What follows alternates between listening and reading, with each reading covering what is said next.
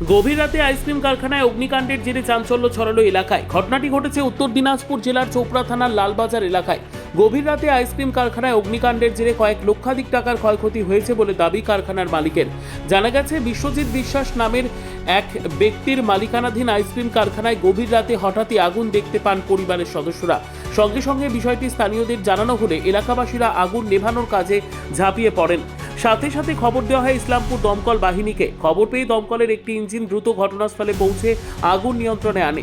তবে ততক্ষণে কারখানার ভিতরে থাকা প্রায় সমস্ত যন্ত্রপাতি ও সামগ্রী পুড়ে ছাই হয়ে যায়। প্রাথমিকভাবে অনুমান করা হচ্ছে শর্ট সার্কিট থেকে আগুন লাগতে পারে। যদিও অগ্নিকাণ্ডের সঠিক কারণ এখনও স্পষ্ট নয়। পুরো ঘটনার তদন্ত শুরু করেছে দমকল ও প্রশাসন।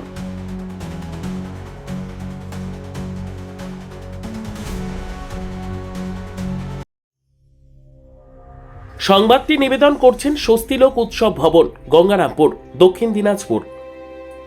অ্যাকচুয়ালি আমরা তো তখন ঘুমাইছিলাম রাত্রিতে, তখন মোটামুটি অনুমানিক ওই 12:30 থেকে 1টা এরকম হবে। পাশের বাড়ির থেকে বাবা ছিল, বলতেছে এখানে ভিতর থেকে আগুন বেরোচ্ছে, ওট ওট ওট। সে আমরা উঠে দেখি পুরো আস্তে আস্তে আগুন ওই কোনার থেকে জড়িয়েছে।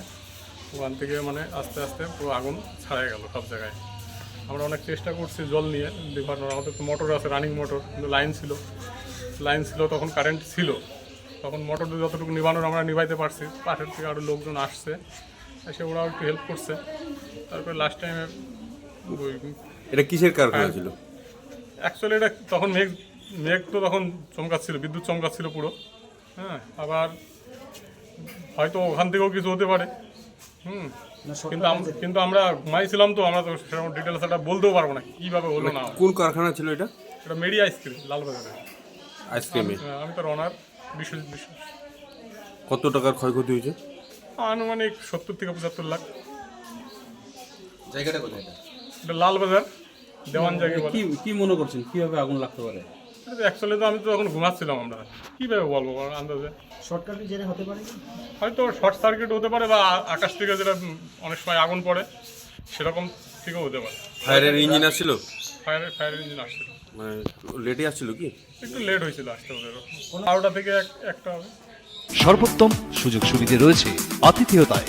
সুপরিচিত স্বস্তিলোক উৎসব ভবন অতিথিদের যে কোনো অনুষ্ঠানের জন্য উপযুক্ত ওয়ান স্টপ ডেস্টিনেশন। আমরা আপনার বিশেষ অনুষ্ঠানটিকে অবিস্মরণীয় করে তুলি। স্বস্তিলোক উৎসব ভবন, শিববাড়ি রোড, গঙ্গারামপুর, দক্ষিণ দিনাজপুর।